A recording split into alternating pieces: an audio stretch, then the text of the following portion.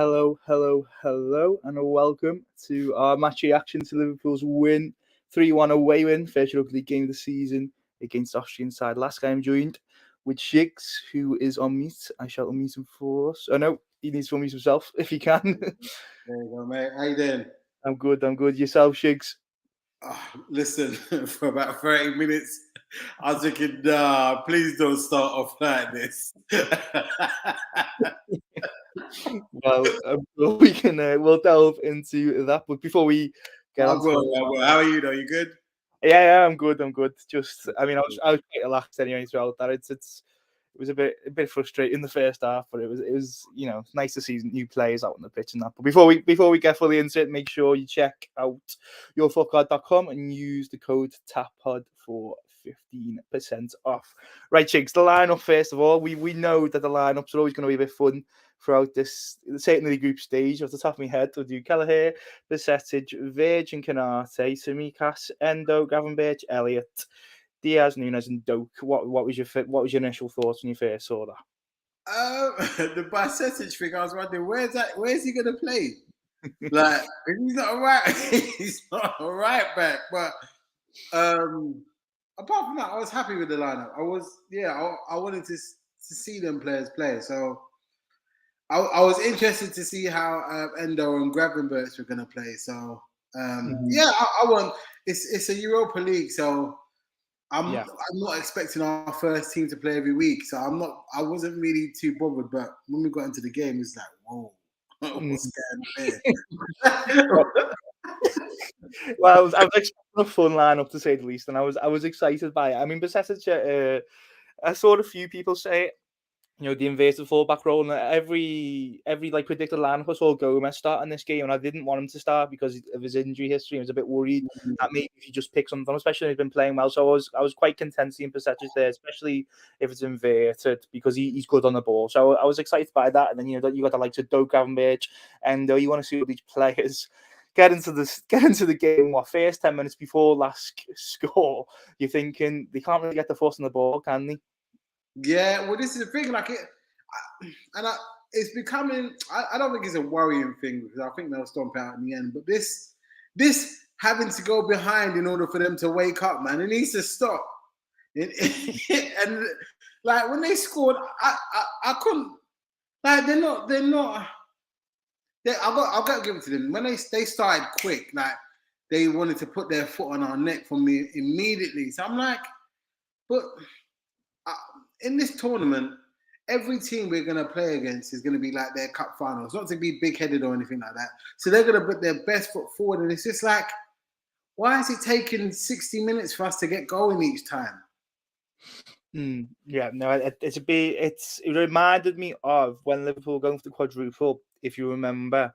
Yeah. That run in, they conceded the first goal. It was kind of like a sign of things to come going into last season, where they conceded every goal, every game they conceded the first goal. It's kind of reminded me in that way. There's still the powers of recovery, but I think the bit of a difference is that there's fresher powers of recovery, if that makes sense. Milner kind of slugging it in that quadruple run in. Unfortunately, that didn't go to the ending everyone wanted, and then the season after, you kind of see the consequences of that. But now it's kind of like everyone's learning with each other. So I think that's probably a good. It's not a nice thing to see, the conceding of goals. It's encouraging. But it's like the learning with each other as the game goes along. And I think everyone was quite, calm. The goal come from a corner which just caught everyone else. I mean, Lask done well. They blocked off. I think it's Canate and Van Dijk, could be wrong. There's two players they block off though. It comes out. Florian Flacker, can't say I've ever heard of him, but it's some good strike on the lad.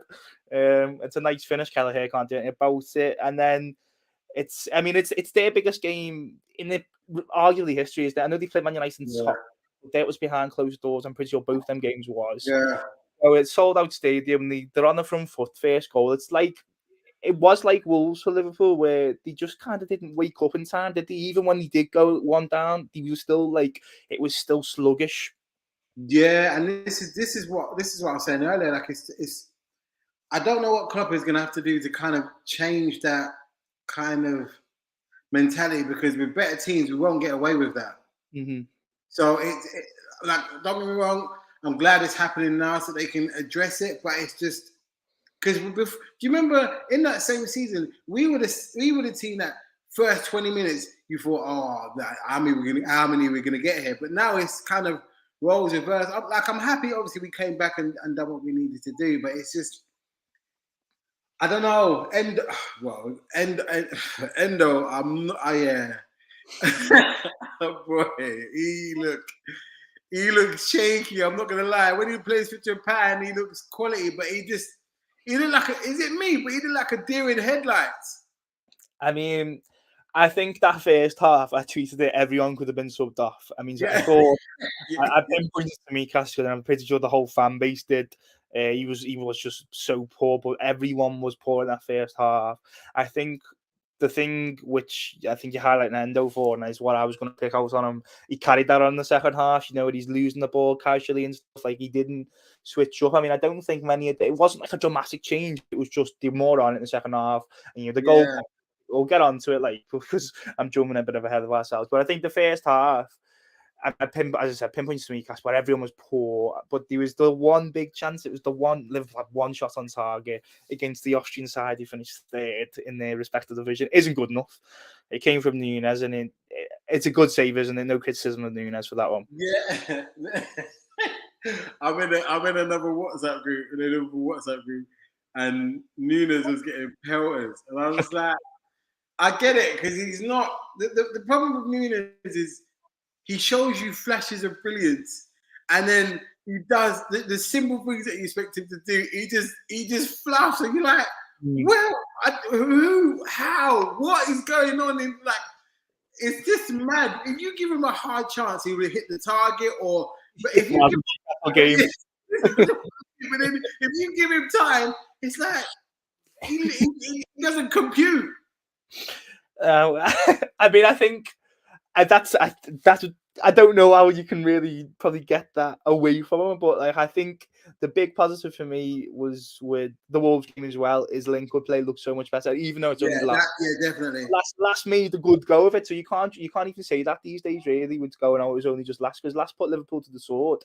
So Nunes made a nice little link-up plays. I thought Diaz was really poor in the first half as well, but the link-up around everyone was nice enough, and I thought it was a positive for Nunes, even though I'm guessing, but I think it was like 3 or 4 shots in the first half. That head, that's a brilliant save, and that was it really for Liverpool in the first half. He didn't get a ticking at all, did he?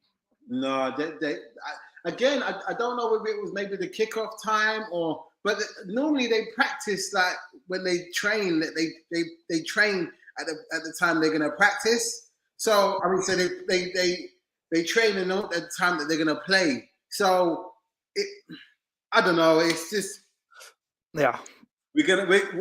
Look. The main thing is we came out with a win. It's another game we've come from behind and we've won. So that's more knowledge in the bank that we can do this. But come on, man, make it easy on the Liverpool supporters. Let's set a calm 3-0 victory, go home and just be done with it. Like that's what we want.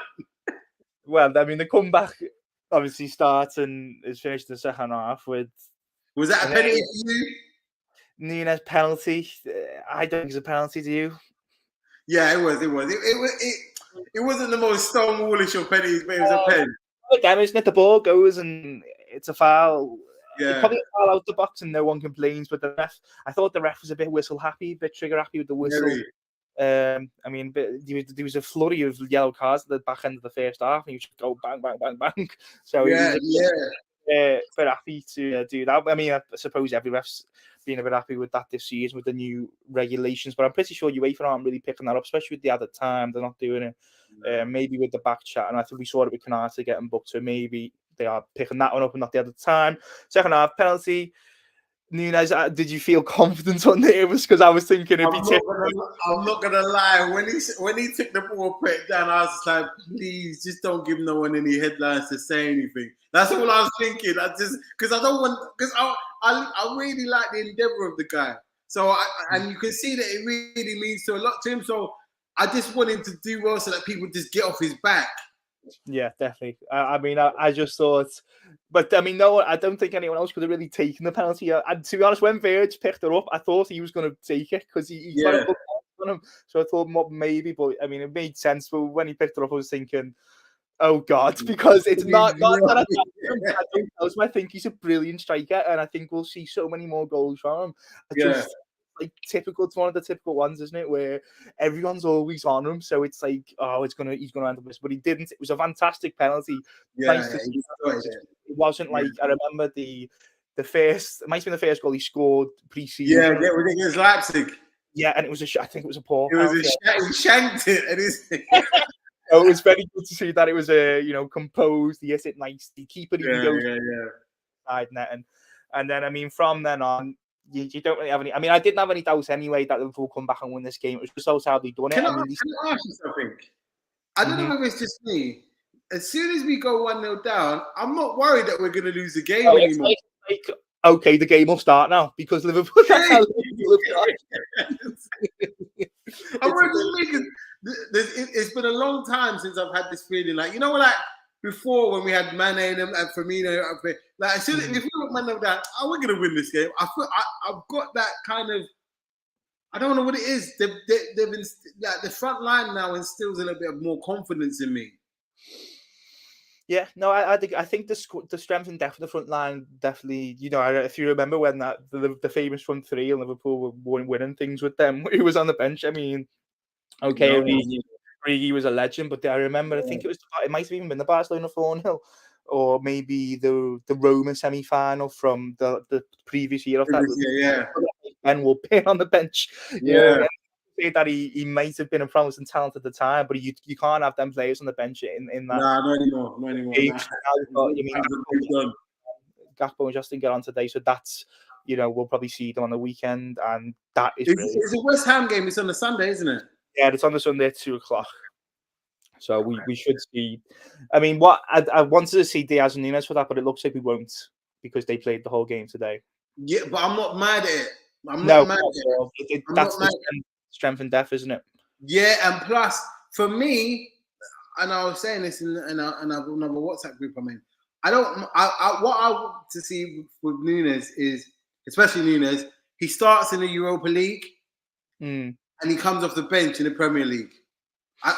Because for me, and it might change over the course of the season, but as it stands at the moment, apart from the Villa game, I think it's a Villa game that he started, wasn't it? Yeah, he started the Villa game, yeah. When he's come on, he's made a difference. Even though he drew with Chelsea, he came on and made the difference. The Newcastle game came on and made the difference. Like the Wolves game came on and made the difference. You get me? Like he enables our team to go into another gear. So in the Premier League, it's like I always call it part of the task force. So if we're not doing so well, special ops, he'll come on and do what he needs to do. I do agree. There's definitely a sense of that, isn't there? But I think he played really well in the Villa game. So you just got to pick and choose. I think games at home against teams who aren't in, let's say the top 7 or 8. I think he's got to be a nailed on starter because you can't really rely on Gakpo as the 9. I think we saw that against Wolves because he isn't. I mean, maybe you can rely on Jota because he's shown some poacher instincts in the years he's been here. But I just think 65 million up front fee, which can go to 80, maybe more. I'm not too sure. I can't remember the full fee. I think you've got to see him start more games than he's not, if that makes sense. So, well, looking forward. As I said, that front line, it's fun, isn't it? One of the front 5 who started today, who isn't in that front 5, was Doak. He came off on the hour. He nice, some tiny little nice parts where he's down by the byline, but he struggled in possession, didn't he?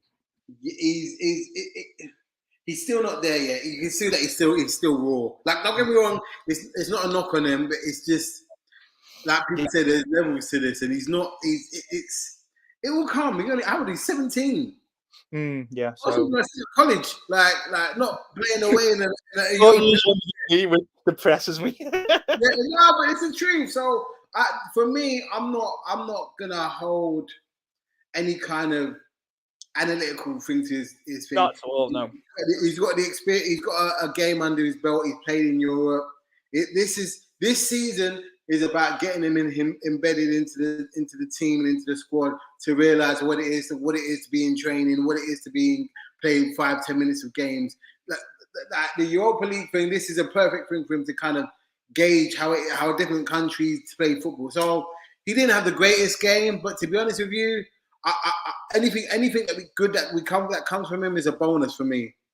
Or am I looking at too soft? Am I being too soft on him? No, I totally agree. I didn't. Anytime he lost the ball or anytime it maybe didn't come off for him, I did not even think twice. Also, because this whole group stage will be a full learning curve for him. I'll be disappointed if he doesn't start every game in the group stage because this is like such a rare opportunity Liverpool have got with some of these youngsters to give them this development, which they'll never get at any other club because of the poor season last season. But may as well make advantage of it, and I think. Yeah. There's no point in looking too deeply into it as he's so young, he's so raw, and it's exciting still because he still had nice little sparks on the down by the byline, and he could on another day if some of the players were switched on a little bit could have had an assist. So I think there's only positive to take, even though he got subbed off. He got subbed off alongside Besetic, who had a yellow, so I think it's fair he's only just came back. That perfectly fine substitution. And as we've just mentioned, Endo, I think it was one of them where you'd be looking at who out of him or Gravenberch, who was poor. Endo was, so it made sense, didn't it? To take the Gravenberch, because someone was saying that he came off injured. Did he get injured? Gravenberch. Yeah. Yeah, Gravenberch. He went down, but then he walked off. So maybe, I mean, he's his first start, isn't it? So. To be honest with you, again, I'm not going to get on it. It's his first game. Like, it's not. No, I thought Gravenberch was good. I think he's probably taken man of the match out of everyone on the pitch, to be fair. You know what someone said? It reminded him of Genie.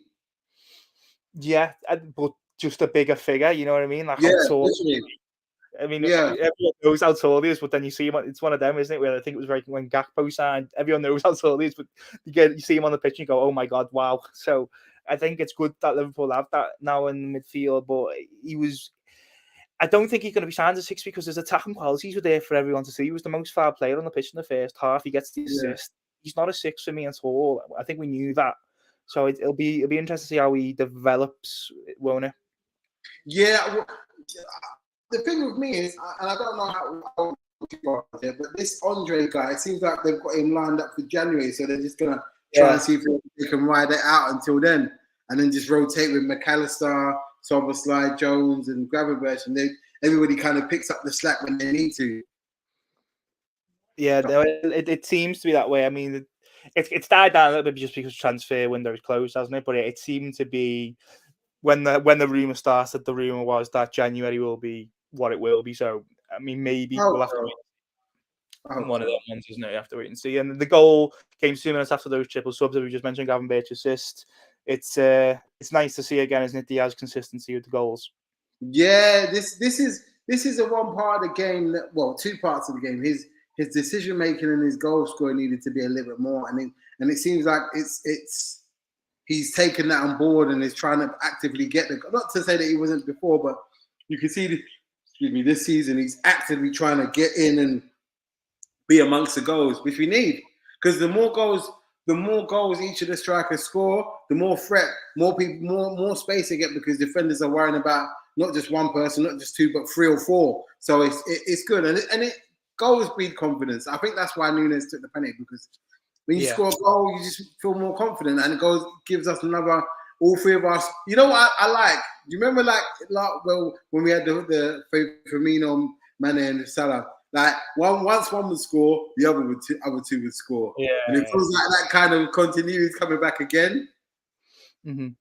So I think Diaz, what I said in pre-season, goals consistency is what we've seen with Mane and why it was such a threat, and it was a proper nice just winger coming in off the flank, getting a goal, nice finish.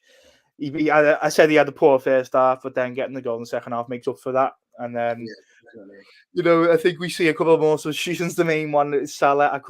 When he came on for Gravenberch when Gravenberch went down, I couldn't stop watching because I've never seen such a bigger, kind of difference itself in the quality, even with his own teammates. Everyone lifted. I think even the last defenders were just staring and just watching them thinking, we should never be playing. I'm going to say this, and people might give me powers in the chat. But last season, I was on his back, like, we shouldn't have given him. I'm just being honest. Maybe we shouldn't have given him the money. What do I know? Shut the hell up. You saw this season alone, you've just seen the levels, like, just quality. Like, it's not even like a maybe, or kind of. This is there for everybody to see. Mm-hmm. So I mean, one second. Okay. But yeah, no, he came on and was excellent.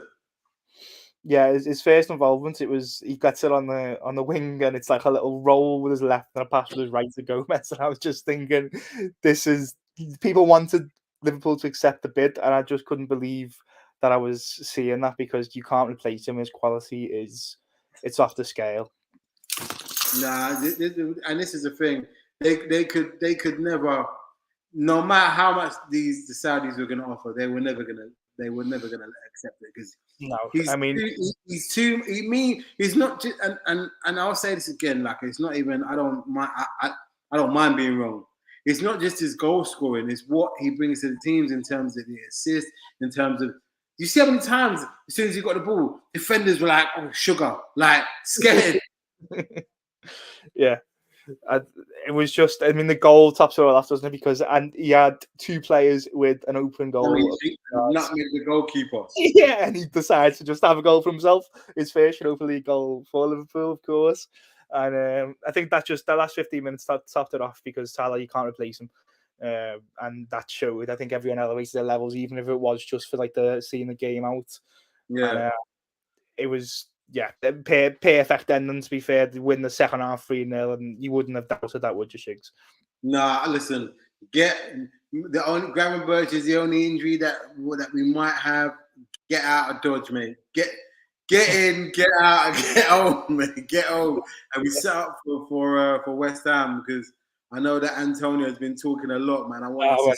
Well, before we'll move on to that, because I mean, I know it's a full night for the game, but it didn't feel like that, because there's only like certain pinpoints that you can really talk about. But I just want to talk about a few plays individually. One is Kelleher, because I love seeing him play, because I know Alisson's so good and he's saved us so many times. But I think Kelleher's a great little goalkeeper, and I think he does himself well today, doesn't he? He made a good few saves, and it's probably because Liverpool were poor at the back. But this competition is going to be great for him, isn't it?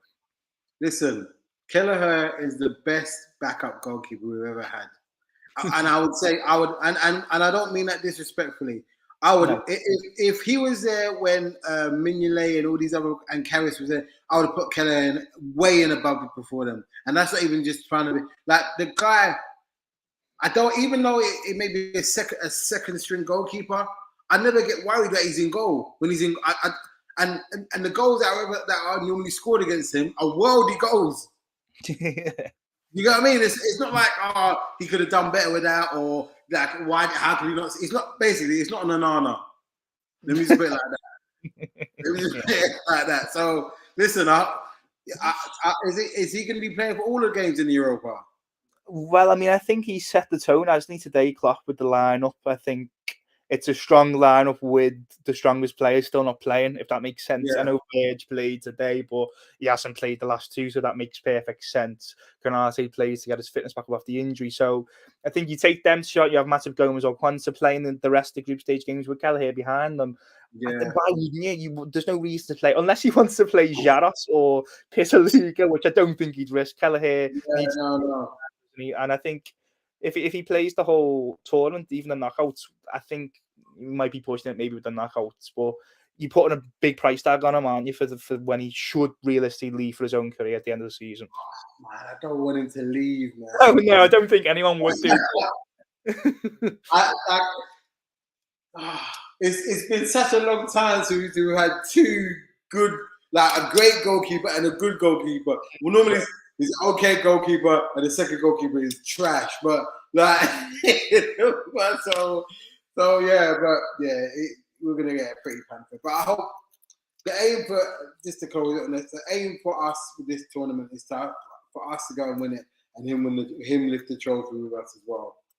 Yeah, no, I think it's Liverpool should win this tournament completely. I think if they want even more incentive than European silverware is the Super Cup next season, that's another medal to get, isn't it? And challenge yourself against Europe's best. So I don't see why they shrug the shoulders at that. And I think the second half proved that they're up for it, and so they should be. And it's the game, they should win every game this group stage, and they should just win should realistically win the first 4, and you put the last 2 on the back burner. Don't you? You can see the actual under 9s if you really wanted to the last 2 games. But next is West Ham at home. As you said, Antonio has been saying some very peculiar things, hasn't he? It's I don't really know why. Where is it? Is it at their ground or ours? It's at Anfield. It is at Anfield. Yeah. Oh, we are 4-0. I need that. I need it. I need a clean sheet. I need to see his ribs. I need a 4-0 tonking. I need that just to shut him up. Yeah, I mean, I'm going to paraphrase. I'm going to quote in front of me, but he said something like he backs West Ham to finish above Liverpool, and he was another comment. It was about Salah as well, wasn't he? Going right. He kept them. I don't think he said the word hostage, but he said basically saying that, didn't he? It was just. I know he has that podcast with Callum Wilson, and it's all a bit banter, but. I mean, I think your mouth can't, your bank can't check, man. And I want us to smash them so bad. Like run it up, run the score, and I just keep pointing at him when you score. This is because of him. This is why the score's like that, because of him. Just have a word of him. Do you think the players and the manager will maybe even allude to that before the game? Dartboard material. That's no. Bullet, you know when they put it in the change room, just have that on there before they leave. My man said you can't do jack. Okay, watch. No, okay. I do. I mean, Canate to put a little bit of juice on him at the beginning of the match, just to let him know what it's about. Yeah, I totally agree, because why on earth would you open your mouth like that? I mean, I think they crossed the line really in that podcast. I don't know if you've ever watched it. I've never watched it. I've seen it all the time. In clips of it. I mean, I think they just like they took the mick out of the Charleston a little bit, didn't they? I mean, I know every team has like a player that gets the banter all the time. Richardson's probably they probably went too far with that, because they're opposition professionals, and I mean maybe Antonio's went a bit not a bit. He's entitled to say it, but it's just don't worry, listen. People remember stuff, so. When you're talking this talk, your teammates are going to start looking at you sideways when they're getting tonked. Well, I mean, as I said, Gakpo, Jota, and Salah. Do you think the front 3 for that on the weekend? And it should be. I'd anticipate a win, but I think Moyes will just do what he done against Brighton and sit very, very far back. Yeah, I don't know if they'll sit. They'll try and have a goal. Yeah, it counts with national footballers. But yeah, I would start with that, and then we can bring the task force on if it's needed. Yeah. So yeah, I just don't want them to get ahead. I just don't want them to get.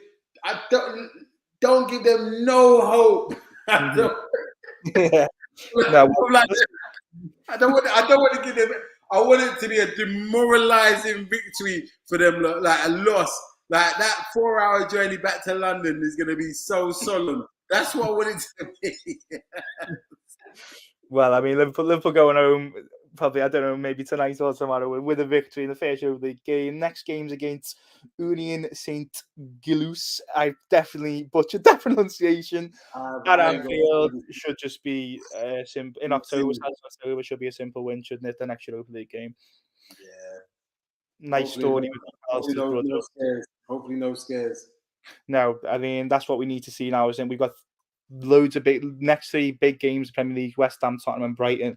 You give them the lead, Liverpool are going to be in for a tough 90 minutes, aren't they? Especially that Brighton. That Brighton is probably going to be one of the toughest games of the season, because that De Zerbi's got them moving nice. So we need to be on 1-0 right now, though, to AEK Athens. So, maybe that's... Yeah, I think they conceded 10 minutes in. Just before we wrap it up, I'll give it a couple of little comments. This is intrigued me, because I don't know if it's supposed to be a compliment or an insult from Hamza. Endo is our perfect Hendo replacement. What are you taking that comment as, Shigz? Yeah, I don't think it's meant to be a compliment at all. Neither do I. Listen, it's still early for this Endo guy, but it's not looking good right now. It's not looking good. I'm just saying. Not looking good. Yeah, that's cool. No, I mean, I'm sure we'll see more of him in the Europa League, but I'd be surprised if we see him in the Premier League. And that's really it. I mean, it was a simple enough victory, even though Liverpool fell behind. I think we've looked at some individual performances and we've looked at all the goals. Shaked. I don't think there's much more really to add. Unless you've got anything to say. We'll keep it short and sweet until we get Yeah, to the. I think that's what it's going to be like for Europa League games, isn't it? Instead of a full hour of chit chat, because there's not really been much. Liverpool created a load of opportunities. They got the 3 goals, even though they went 1 behind. Hopefully, it won't be the same for the next game. Fingers and toes crossed. Yeah, fingers and toes indeed. Anyway, thank you for everyone tuning in. We'll see you tomorrow. West Ham preview. We'll see you then. Goodbye.